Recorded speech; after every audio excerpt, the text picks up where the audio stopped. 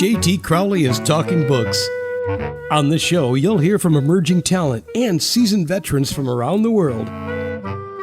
They'll give you their take on the writing process and how to create the secret sauce of page-turning deliciousness.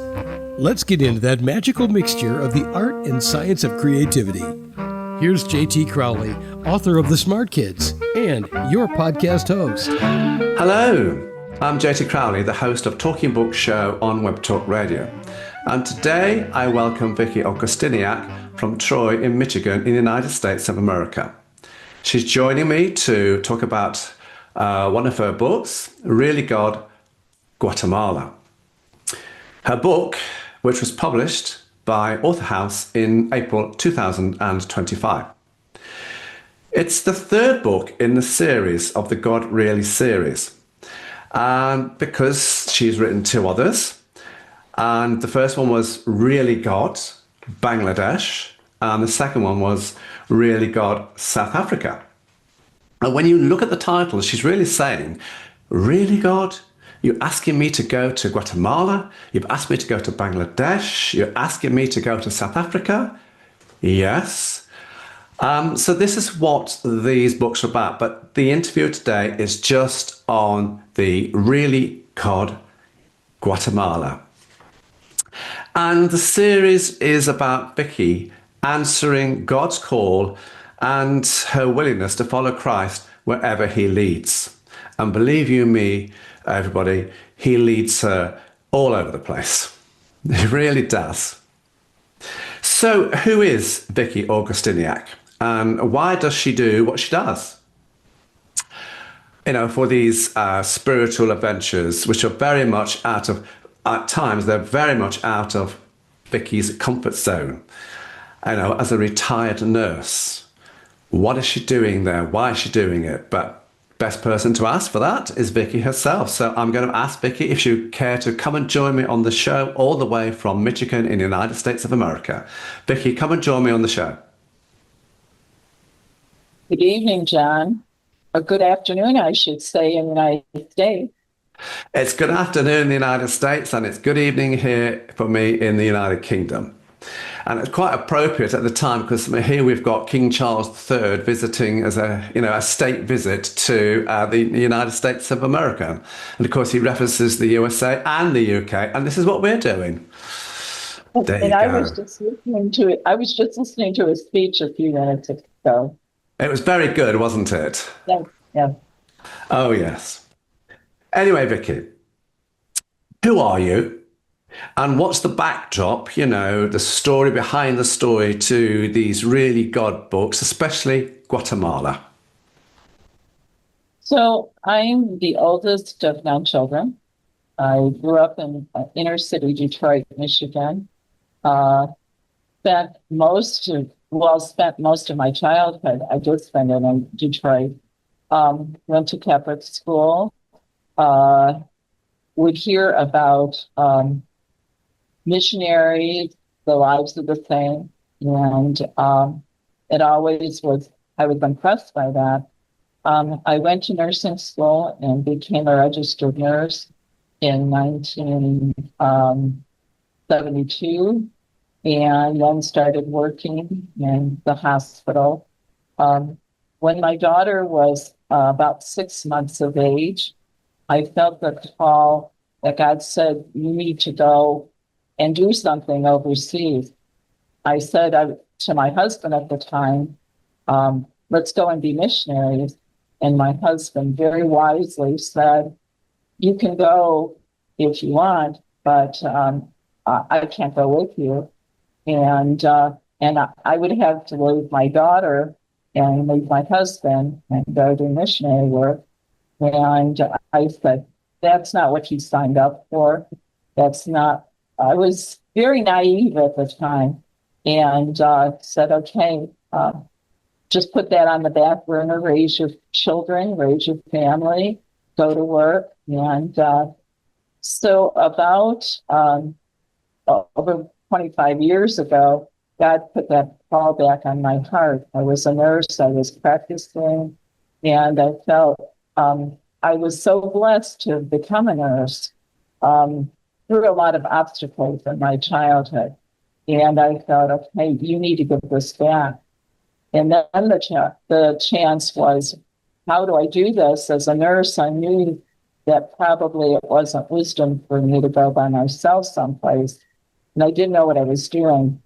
And so I went and tried to find some doctors to go with. And basically, I found some doctors. And went on the two other trips, the Bangladesh trips and the South Africa trips. And then the backdrop to this book, really God-Guatemala, one of the church I was going to Mexico City, and the missionary pastor at that time, I felt God said go to Mexico City. So I went with the team to Mexico City, and the mission pastor at the time was Pastor Dave. And as we were going out of Mexico, he says to me, literally, you're in the airport. He's going to Guatemala. I'm going back home to Detroit. He says, Vicki, why don't you come on a well drilling trip with me? And I said, David, I am a woman and I am a nurse. Why do you want me on this trip? And he literally said, Vicki, there's teaching. And that was in December. And I said, I have to talk to my husband, but I knew I was going on the trip. So that's how I ended up in Guatemala, is doing a well drilling trip. And, I loved it, when you were opening, we'll get to this, everybody. Vicky's first chapter is really, you really got, the wells, because this is slightly different a trip this was. Now, Vicki, sorry? It was the first trip I was going on when I wasn't going to use my nursing skill. Yeah. And I am not one of these people that likes to dig in the dirt. And, that's just not really me. That's why I said it was out of your comfort zone. It's totally out of my comfort zone. But I get the feeling, in the sense, in your book, you enjoyed it at the end of the day. You enjoyed it. Oh, absolutely. One of the highlights of the well drilling trip is going to the community. So we do a community walk. And one of the things that they want us to do is to see the water sources and to talk to the community about, are there diarrhea, lots of cases of diarrhea? Are there any people in the household that have died from waterborne illnesses? What type of water systems do they have? So it's like looking at the community and saying, how close is the bathroom or the outhouse to the house and the water source? And what does their well look like? And so that was very, very impactful for me too. And it's a health concern. Yes, it is. It is. So everybody, let's open the book. And now there are 23 chapters in this book. And if you think for one moment that we're going to go all through the 23 chapters, everybody, you are wrong. We'd be here forever and a day, and both Vicki and I would have lost the will to live. So we have chosen some chapters to focus on, so as it gives you an insight as to what you can expect from the book. But so this is basically this interview is to whet your appetite. And if you want to know more, then you can go to her website, www.really-god-guatemala. And you'll find that link there on the written introduction that accompanies this interview. And the website, is highlighted to give you a little bit of information about who Vicki is, where you can buy the book from, and also, a bit more about the book itself. But so 23 chapters. And yes, let's go to the first chapter. And you might think that's obvious when you open the book. Let's go to chapter 1. And I love the title of this, Me, Drill a Well.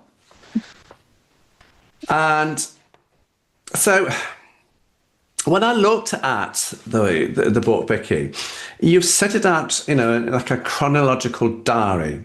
As if you're reporting on all that took place whilst you were in Guatemala. The decisions to go through events that, fulfilled you really. And so when I look at the time-wise here, to start off in this book, everybody, we're in April 2016. And in this first chapter, there are 16 entries.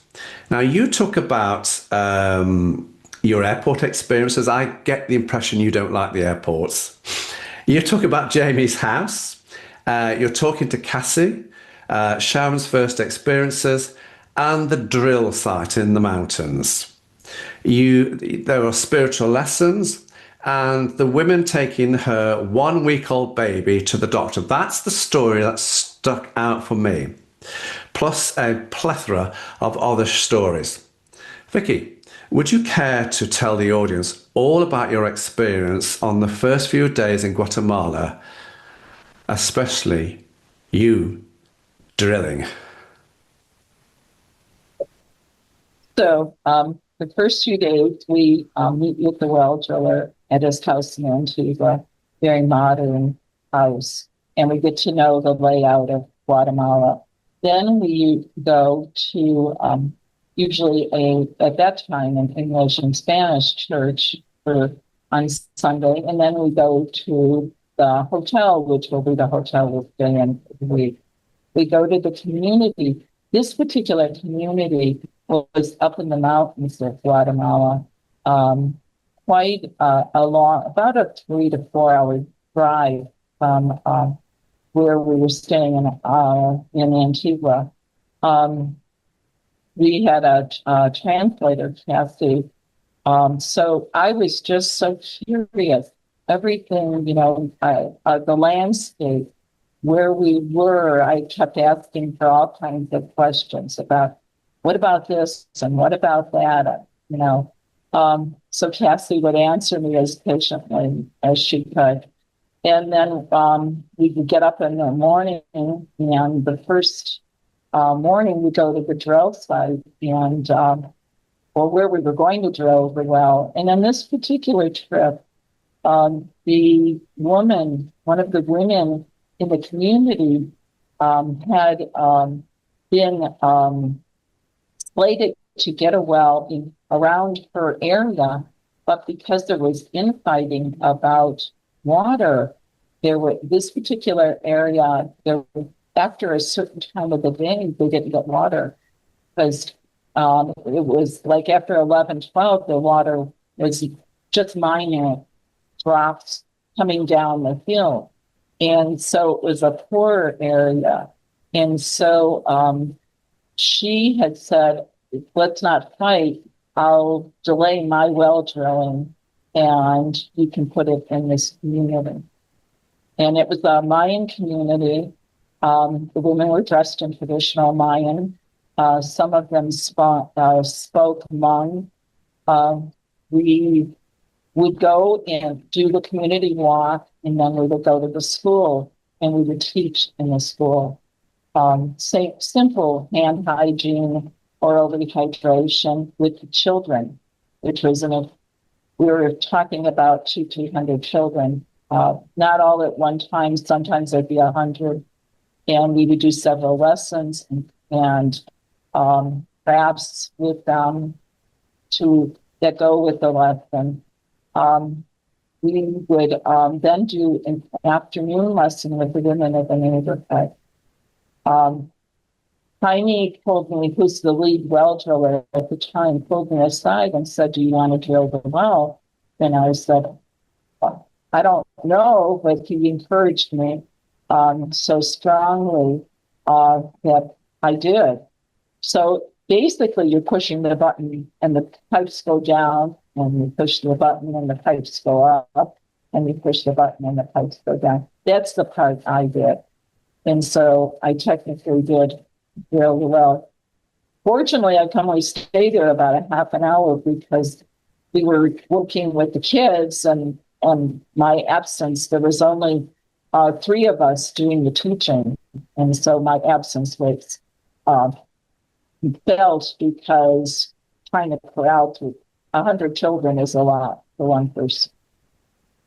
Especially, and the challenge was I don't speak Spanish, or I didn't speak any Spanish at that time. So the translator had to do a lot of the work. Did you enjoy yourself doing it? All of it I enjoyed. And then the people of Guatemala are just very warm, loving people. You know, they were so, this particular well site, they were so happy to have this well. They were so appreciative. Later on in the process, they actually had fireworks going off after the well was drilled, because it meant that much to them. Every morning they'd come and greet us with a cup of coffee, and they were, like I said, very appreciative. We would have to carry our supplies, and they wouldn't let me carry the supplies. They would grab the supplies right away, and this was a big deal for this community. It was. And, of course, being in Guatemala, they would have good coffee. Yes. They have good coffee. I did taste their coffee, but I don't drink coffee. So, but I did, because at the time I didn't feel I could say no, because they were so gracious to me. Yeah, I had to drink some of it. And you know, when I look at the book as a whole, I get the sense, Vicki, that you learnt more about, people, and I think you appreciated yourself, what you have, when you look at what you've got at home and what they had. Yes. That is very much evidence in the book. Very much so. Sometimes I take for granted when I took a hot shower this morning, and I take that for granted. And sometimes when you're traveling, there's not a hot shower. Sure. Or worse than that. Or no water. Or no water. Vicki, I'd like to go to now chapter 3, which you titled Returning to Guatemala. And it appealed to me because this is your experience of poverty. And the accommodation that you stay is basic but functional. And even a leaking toilet you talk about. The food markets are excellent. Your daughter has turned 41 on that day. And you also recall that day yourself, when she was born in the book. And fascinating, you quote 2 biblical references, John chapter 7, verse 38. Sorry, John chapter 7, verse 37 and verse 38 around thirst. So here you are linking the Bible up to your books as well. And I get the feeling the second time round you got more of a grounding around everyday life in Guatemala rather than your first trip. Am I right? And I think I'm right in saying this, that you, as I already hinted, got so much out of going to Guatemala itself. You gave and you took back. I'm right, aren't I? I'm yes, very much so. Very much so. The people are, like I said, very warm, very loving, and they really do appreciate that we're there drilling wells. They know they need this. They know if they don't have clean wells, they sometimes have to buy bottled water. And they know that. They know the expense of it, that their choice may be buying bottled water so they don't get sick, or sending their children to school. And so in order to do the wells, because this is the nonprofit pays for the drilling of the well, it has to be by the nonprofit in a church or a school. So the community, it's open to the community. This is not where anybody owns that property. It's community property. So if it's in a school, everyone can go to that school and fill their jugs and stuff with the water. And then the kids can get the water while they're in school. If it's in a church, again, it's open to anyone in the community. And so that's a criteria. The Guatemalan well drilling team goes out ahead of time and meets with the community and discusses this. The other thing is the community has to provide workers also. So you get to know, the men get to know, or whoever's drilling the well gets to know the people that are drilling the well, young men from the community that may be not employed. So they're teaching them skills. And even sometimes the women of the community will come out if the men are working in the field, because we may be in agricultural areas. And so they put in some skin in the field. And they provide us meals. And so we get to know them very well in the process. And of course, some of the the meals will be basic, but be very they're far healthier than probably the meals that we eat. Chicken and rice and the fresh fruits, far healthier than what we eat. It's all stuff that's been picked from the morning or to go. Yes. It's fresh. Full of taste. It's not been manipulated. Now, I found, when we look at, I want to go to chapter 6 here, your first medical trip in Guatemala. And we're in April 2017, everybody. You talk a lot about your journey, to and from Guatemala. Organizational plans going askew. There's a Dr. Cowrie here. And if you think these are when Vicki goes on these expeditions, everybody goes there, they don't necessarily go according to plan. And they have to adapt. That's all part of it. And that's what you'll see in the book. And this is why I chose this chapter, because it goes Pete Tong, and that's a British phrase. And even when, you are in the medical clinics here and you're attending, and what you see in those clinics, you were probably thinking, well, we wouldn't see them in the American clinics or the British clinics because these would have been issues that are very simple and they would have been sorted out a long time ago. But in Guatemala, no. So it was back to basics and things don't work out.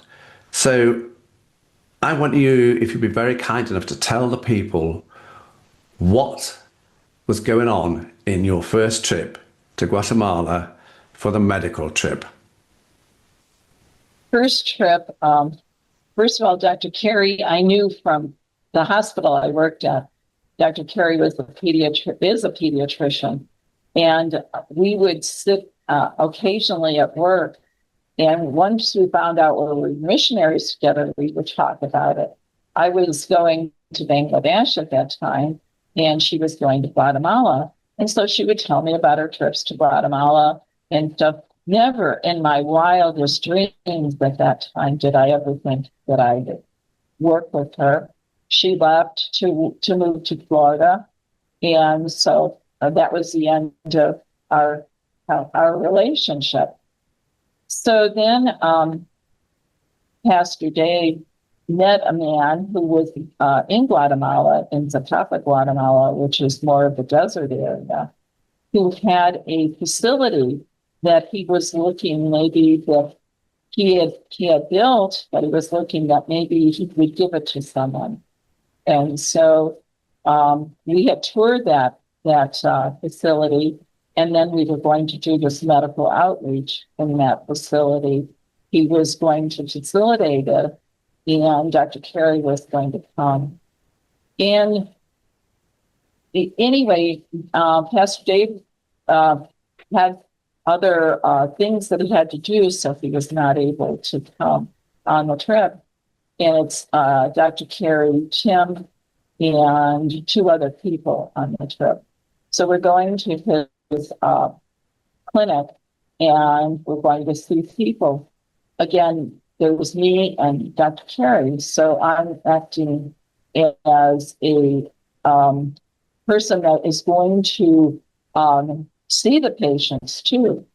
So I'm acting as not a doctor because I don't have that training, and she would help me. So if I needed help, she would be there to help me with medicines and what I was doing and that kind of stuff.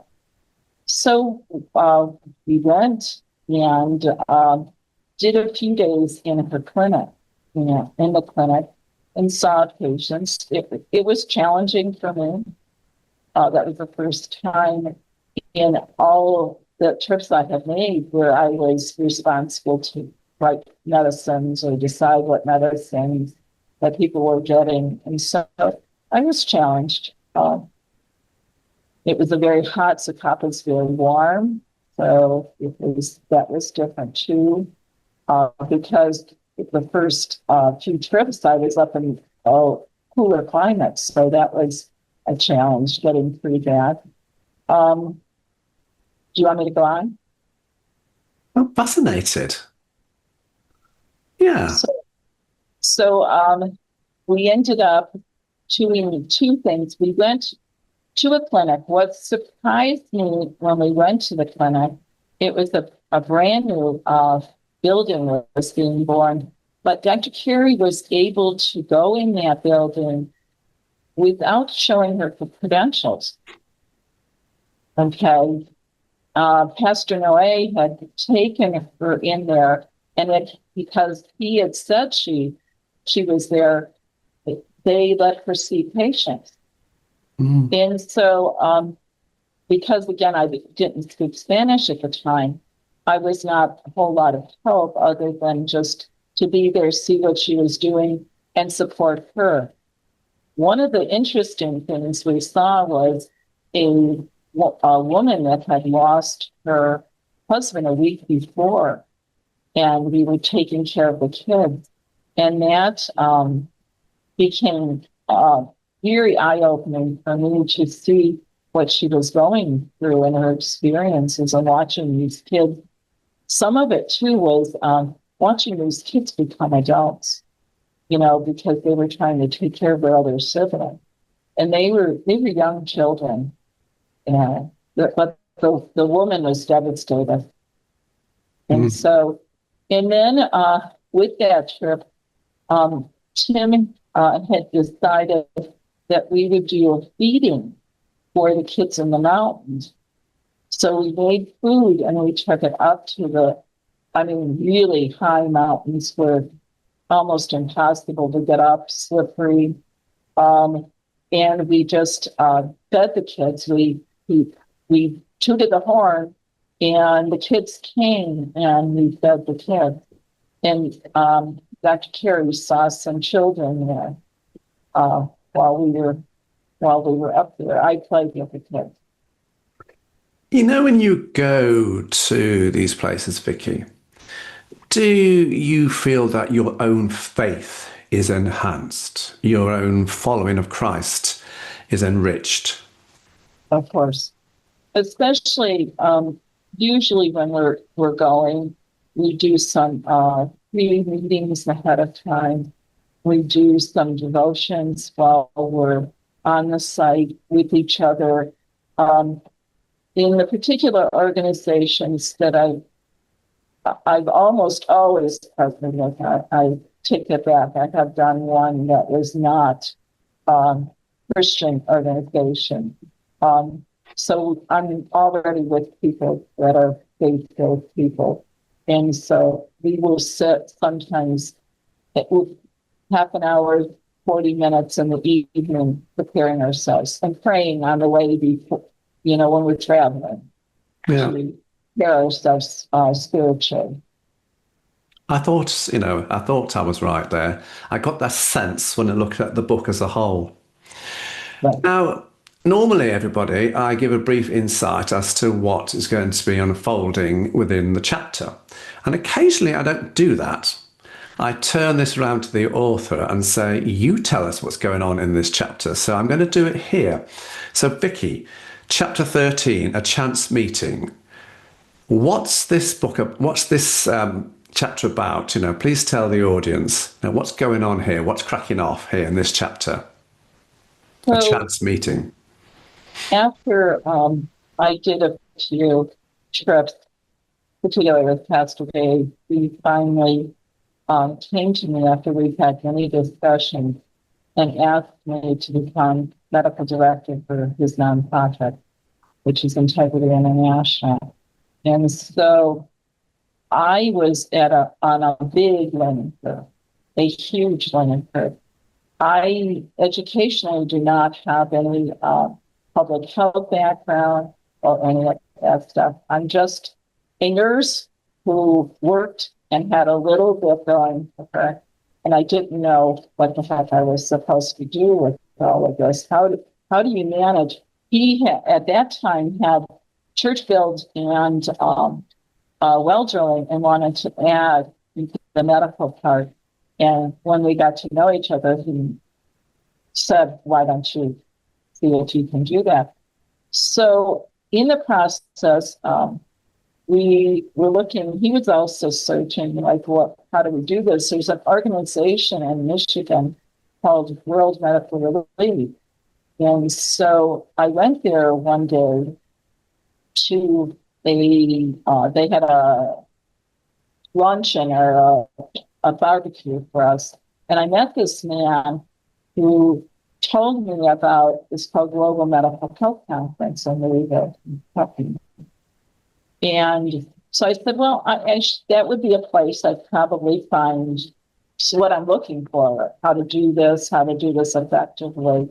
And so I made a hotel reservation. I put in, I'm going to go in November.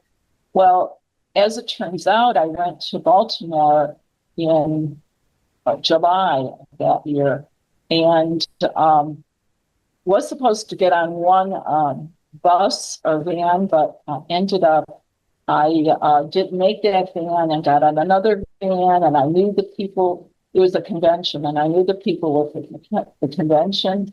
So I said, where are you from? Oh, small talk. Oh, I'm from Louisville. Oh, I'm going to Louisville in November, and I am going for this conference. Oh, my friend goes to the conference. Okay. And she said, and you can stay with her. I'm like, I can stay with her? I don't know this woman. Later on, I found a mutual friends knew her, but I didn't know this woman. I didn't know the woman she was giving me information on. And I ended up, she hands me a piece of paper literally and says, here's her information. You can go, you can stay with her. She'd love to have you. That's what she does. And okay. So then I go back home and I'm like, do I call this woman or do I not call this woman? I don't know this woman. It's like an act of, should I do this? And then I thought, well, it can't hurt to email her. She can tell you no. Okay. So turns out I didn't have the right email. She never answers. It's getting closer. Should I call her? Okay. Because if you knew me, that's intimidating. Okay. I'm going to, total stranger, I'm going to say, can I stay with you? And I said, okay, just put your big girl pants on and just do it. What can she tell you? She can tell you what? No, and it's okay. You already have a hotel room. Okay. And so it ended up, I did call her. And it ended up, I did stay with her. It ended up that she became a good friend of mine, a person I admire and love. She was partnering with an organization. I did ask her how much it would cost. She said free. That's what the church does. They house people that are coming But she said, med students, and I didn't feel worthy for a while. And finally, I said, okay, you're doing a lot of missionary work. You can't always afford this financially. Just go and accept the blessing that you're being given. And so, again, I stayed with her. She said, why don't you go? I partner with this organization. Why don't you go up and see them? And so I did. And I felt the spirit inside of me was, you are to partner with this organization. They're called Teach to Transform. They believe in teaching people how to do basic medical cares so that they can help each other in their community. And so that was our relationship. That was your chance meeting. Yeah. The chance meeting. And to this day, I still stay with her when I go to It's a small world, isn't it? Yes. It's a very small world. One of the doctors who started that organization talks about divine appointments. Yes. And that was a divine appointment in my life. And like I said, I still see her on Zoom. They do Zoom meetings once a week. And so I still see her on Zoom. I love her to death. There you go. Now, Vicki, let's have a look at chapter 16, which, by the way, is quite a short chapter, everybody. There are 17 brief entries in it, and this is chronologically journey of yours. We are now in July 2019, and I get a sense you are struggling with balancing your own health issues here, family life, and your desire to carry on your missionary work. I get a sense also of your own faith in Christ is what's getting you through all these particular challenges that are facing you, and your desire and will to follow the life of Christ, what he's asking you to do. I get the sense of, as well, just put up with a bit of a grief and a bit of an issues. I need you to do this. And that's what I get. So you are starting to struggle a little bit here, but it's your determination to do God's calling that gets you through all this. So talk to me about this chapter here, chapter 16. And do you think you accomplished a lot, when you're reflecting on your own health and your own struggles, and then doing this, you've got a lot more out of it? Oh my gosh, that was our trip in Mexico with the team. So one of my, as I was working this journey was, I felt the need as I was getting older to put into the kids, the younger people. And so I went to the church and said, I would like to see us take a mission trip to Mexico. And so I helped with the organization of that. I went. And so as a result of that, young man who was the youth pastor pushed for the kids to go. And so we were able to take, I think, 6 youth from the church to Mexico City with us. And so that was the real blessing. First of all, total blessing, because one of the young girls was adopted Guatemalan. So that was her first trip. She had never been out of the country since she was adopted from Guatemala. And then the young boy was also Chaldean. And so they were going on these trips. And then we became very bonded.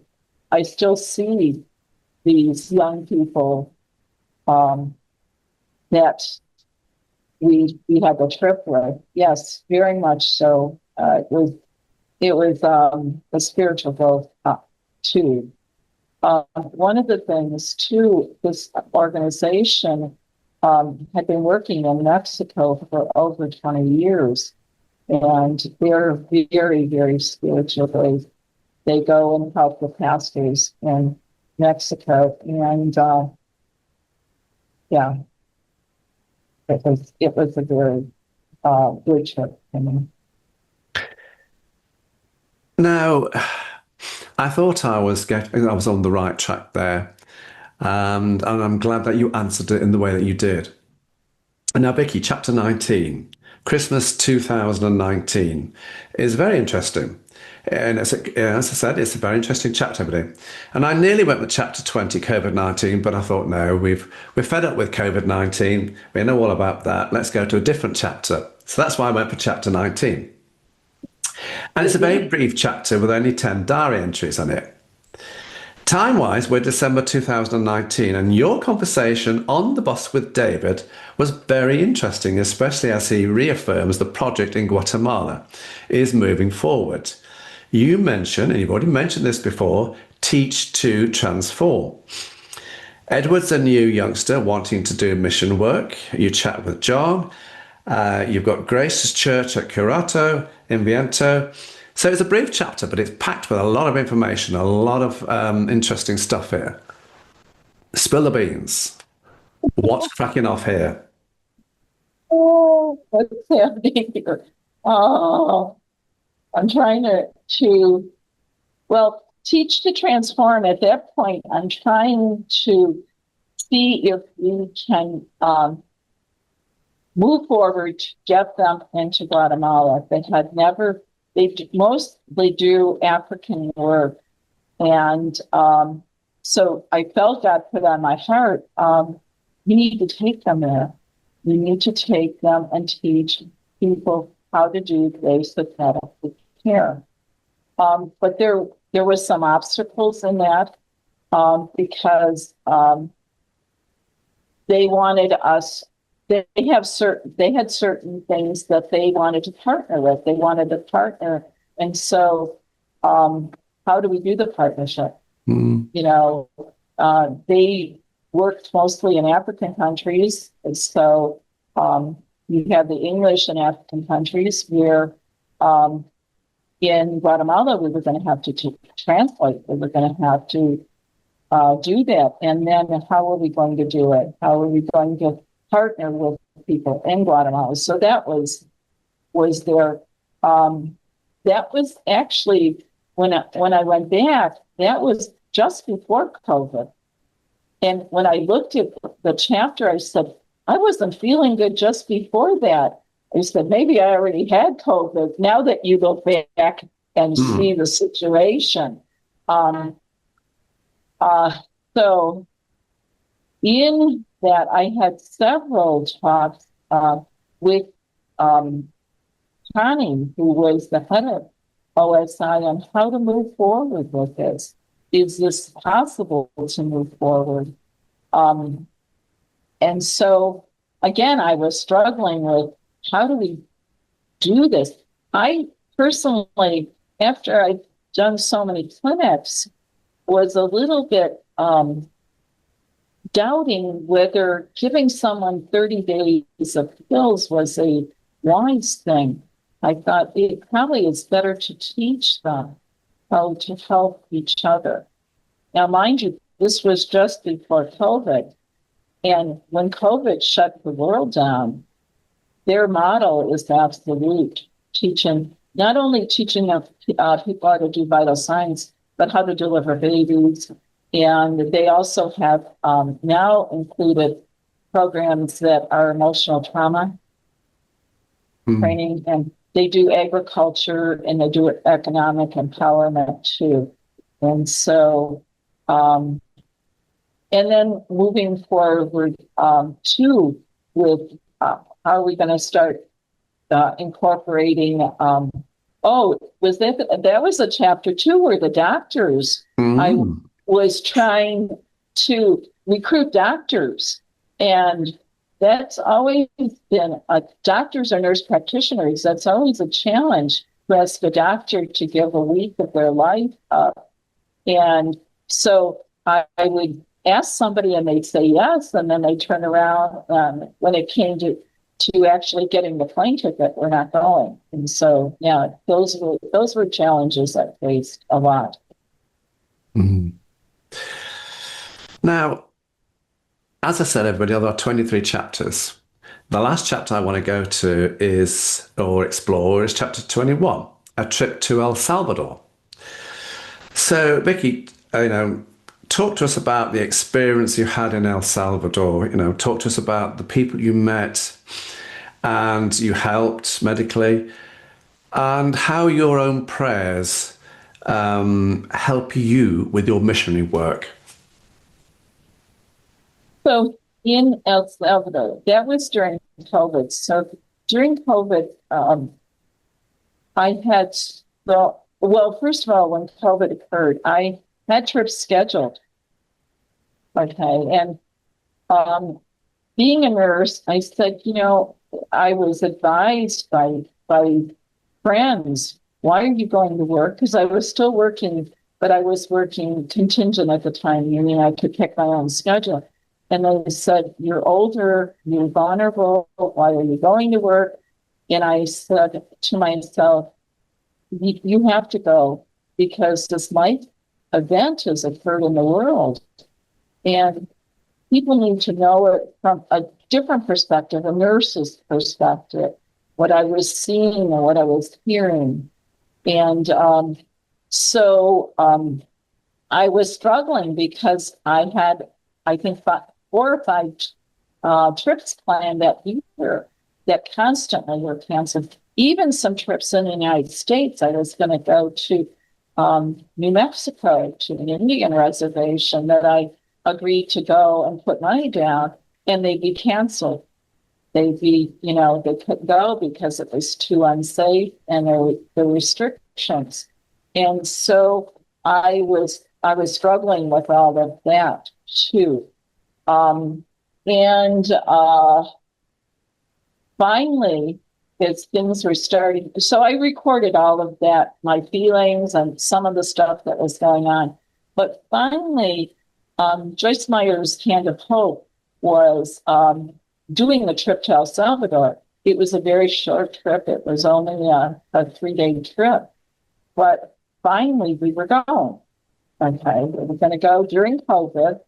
And okay, so we're getting on the plane. First of all, the challenge itself was getting a COVID test ahead of time. You had to have, at that time, it depended on the country how things would go.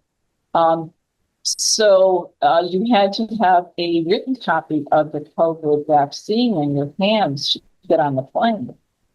And so we met in, I want to say Houston, but I sometimes forget. It was Houston, yeah.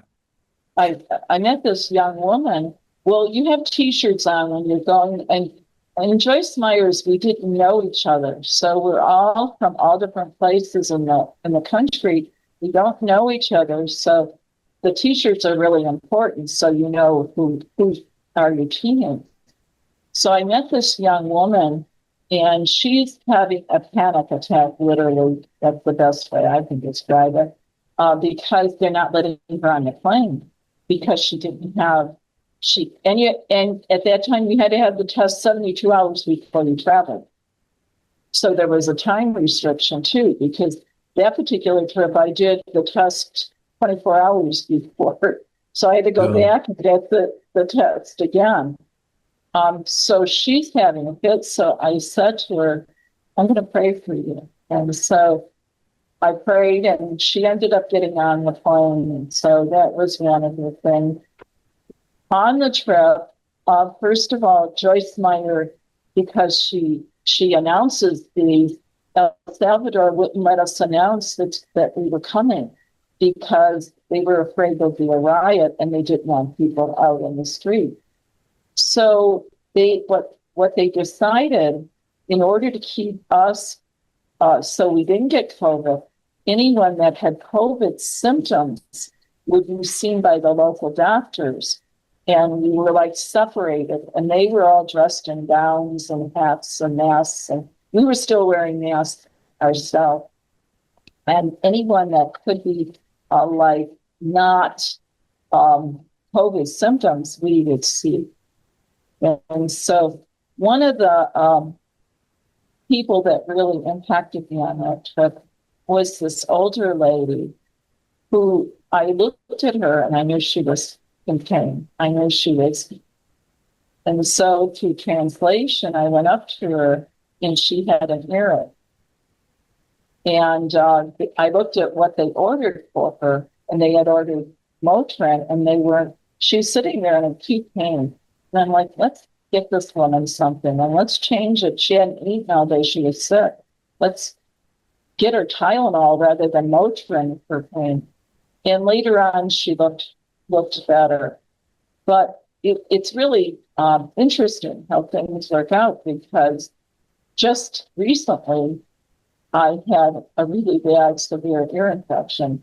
So now I have a really better understanding of that woman, because you see, I could go and get treatment and help.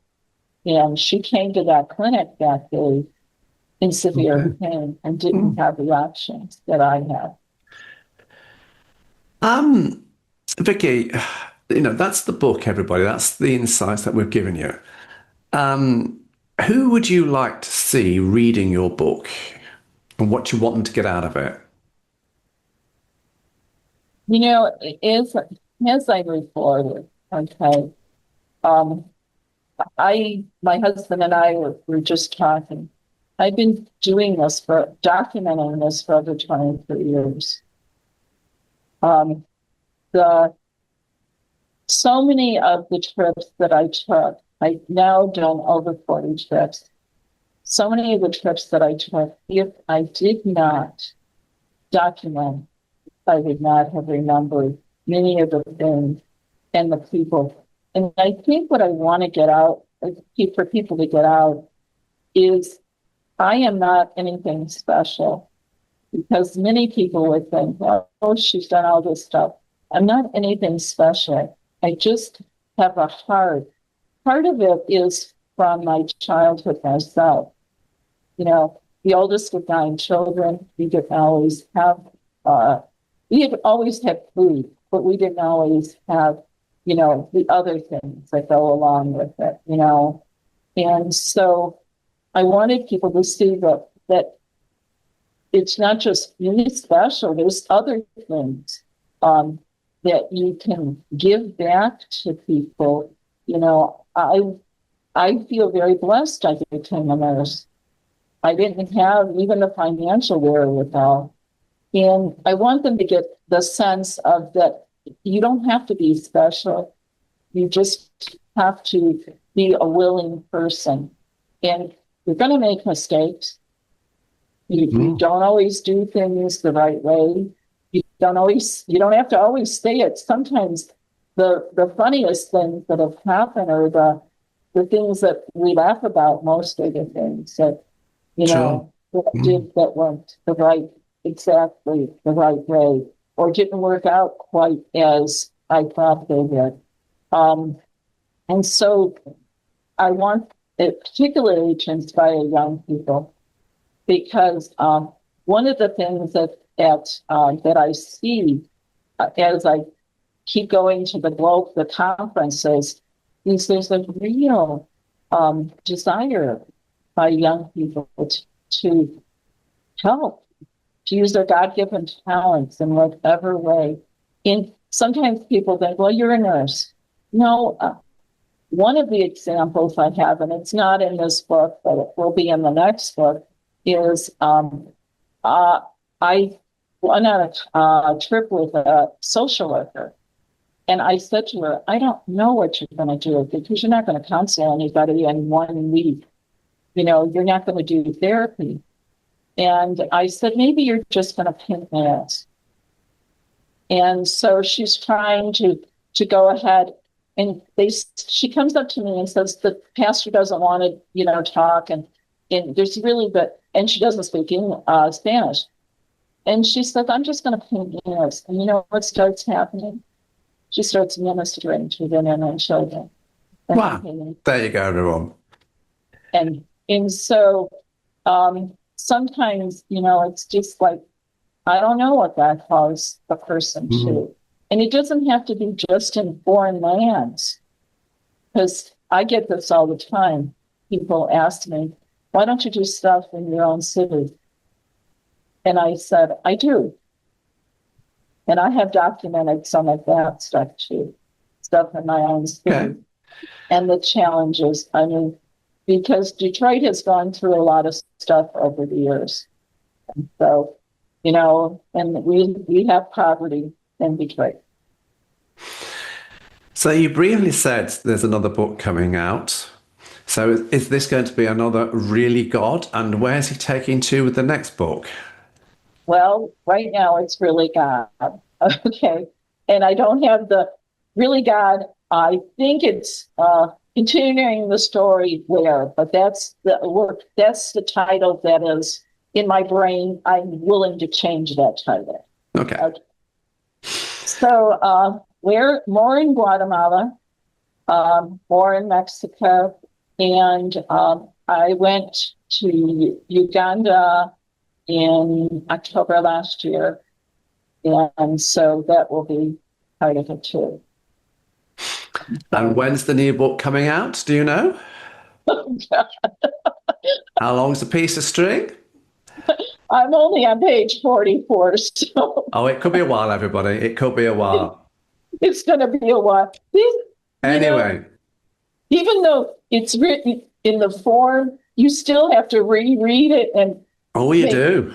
Oh, you do. It makes sense out of it and try, plus I'm still working. I'm still involved in a lot of things. Plus you have the desire to keep doing this because Absolutely. you can get discouraged very easily. You have to keep going. You have to keep going. As the famous, I think there's is it a poem? I think it's called Footprints. And of course, and there is one pair of, when you just see, the footprints in the sand, there were two, and then there was one pair. And of course, the person says, well, where were you when I needed you most, Jesus? Well, he says, those footprints are mine because I was carrying you. It's a great little poem. And he has been carrying me a lot lately. Yes. As I'm aging too, that's the other thing. It's like, how much longer are you trying to give me that? And I said, well, I'll go till you stop me. There you go. I keep saying I better be careful because I don't know. You necessarily need to know the way he'll stop because I'm pretty driven with this. Anyway, Vicki, it's been a great privilege interviewing you about your book. Really God, Guatemala. There might be some more. We'll have to wait and see.